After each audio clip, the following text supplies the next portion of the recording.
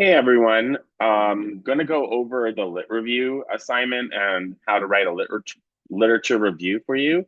Um, you have that YouTube video that I still stand by. I think it's excellent. How to write a lit review in under 30 minutes or less. But I'm going to go over this brief PowerPoint and discuss some of the main points that you need to consider when turning your annotated bibliography into a lit review.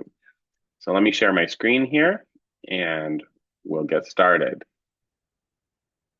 All right, so what is a literature review? Well, it's more than just a summary of studies.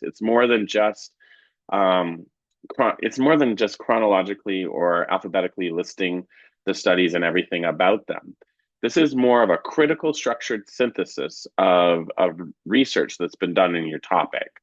When we say synthesis, I mean you should be using words like whereas, compared to, in contrast, similarly. So you're not just talking about one article, then the next article. You're going to be talking about them at the same time. So you'll identify commonalities and differences, and then you'll organize your work probably under some sub themes and discuss several articles under each theme, as opposed to doing one after the other. So this presentation is going to help you figure out how to construct that review, how to emphasize the difference between collecting sources and writing a coherent narrative, and giving you a foundation for completing this ANR and this really important part of your research or IRB application. So the purpose of a lit review is to critically evaluate and integrate findings from existing studies. So you're going to be looking at the findings from various studies, comparing and contrasting what those authors found. You're going to look for patterns, agreements, disagreements, and trends in the literature. So you may want to come up with themes and then discuss those patterns or themes in a paragraph together. You're going to look at the existing scholarship and justify your research problems. So you also are using this lit review to justify why you are studying this topic. So you're making a case for the need to do this study. You're going to want to tell the story. It's a story, really. What has been done? What has worked well in the past? What questions were left from those researchers? What were the implications for future research? And then you're going to build upon those implications. So highlight what is already known, and then highlight what's not known that's going to guide your study, your new inquiry. You're going to synthesize this information. So again, I'm going to emphasize, what is synthesis? Synthesis is comparing and contrasting. It is talking about two studies at the same time. So whereas Johnson and Johnson completed a qualitative study, Robertson did a systematic review. In their systematic review, they found that it was strongly supported. However, it's dated and it was done 10 years ago. In some more recent literature conducted by Fedoruk et al., they did an RCT and they found no significant difference. All right, so these are the ways that we discuss the research, and that's how you write the lit review. It's a discussion. It's a discussion of the research.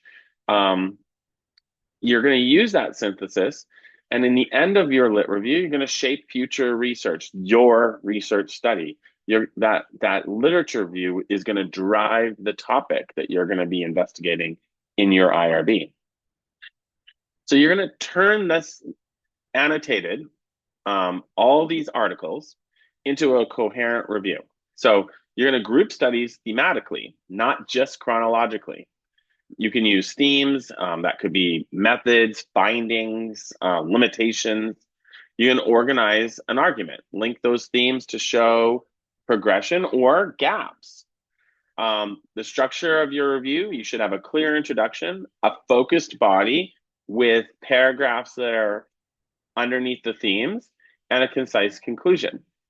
You want to elevate, don't just catalog. So that catalog means just listing one after another. You want to synthesize those findings to guide research to the field. You don't have to tell us everything about every article. In a literature review, you get to choose what's important. You get to choose what to share, and you shape the narrative. So plan before writing. This is a great way that you can use AI. You can use AI to create your outline. You can use AI to identify some themes or patterns from which that you will then write the paragraphs. So that's a wonderful way to use AI to help with this project. So you're going to build understanding from many studies. You're going to synthesize to create insights. You're going to do a lot, again, see how this comes up, compare, contrast, integrate. These are key words. I want to see lots of whereas, similarly, in contrast to. These are going to be your linking sentences in your paragraphs. Draw some broader conclusions. These are your conclusions.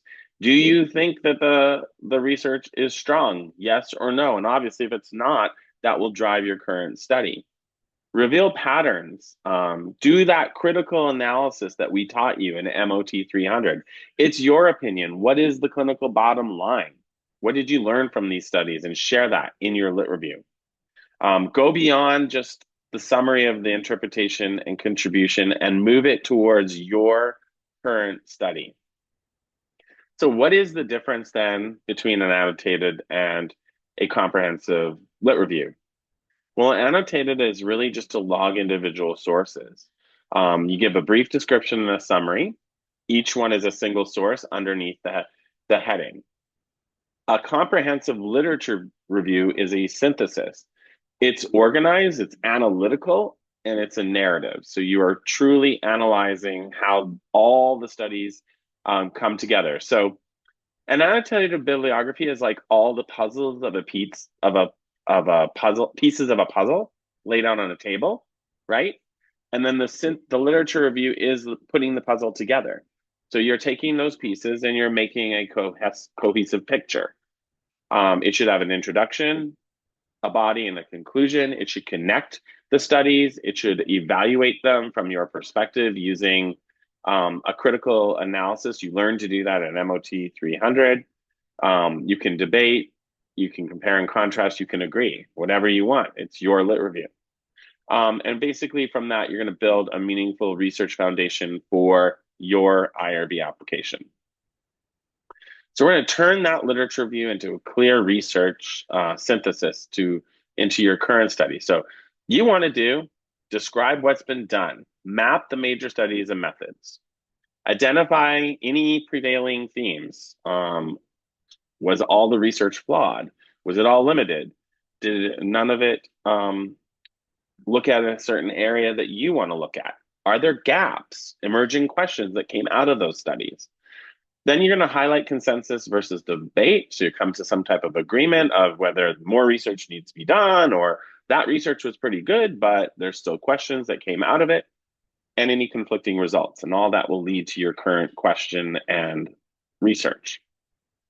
So map what is known, unknown, prioritize the gaps by relevance, feasibility, the impact that they have on our field. Translate those gaps into research questions. That's what you're going to do. Try to make it connect to your topic. Align questions and methods in your current study with what's been done. And use the gaps to justify the novelty, significance, or advancement that your proposal will bring. I hope this is helpful for you guys. I wish you guys luck writing this. I know it is a big project. And I know that when there are several people working on it, it can be tricky. So what's most important is that when you are all writing different parts of this literature review, that you do come together as a group and that you edit it as a group and that you make, otherwise it's not going to flow. Okay. So it doesn't work if you just each throw your pieces in. That's not going to make a clear picture from your puzzle. So that's the best advice I can give you. So when you're all writing parts of this and putting it together, someone has to lead the group and go through it and make sure that it flows and that it's cohesive so that we can't tell that one author leaded to another author to another author. We shouldn't be able to tell that three different people wrote this literature review. It should be cohesive and look as though you did it as a group. And that's why you are using a group Google Doc. Not only will we be able to see what each and every one of you contributed, but we'll also be able to see how you connected everybody's ideas. So thank you so much and good luck with this project.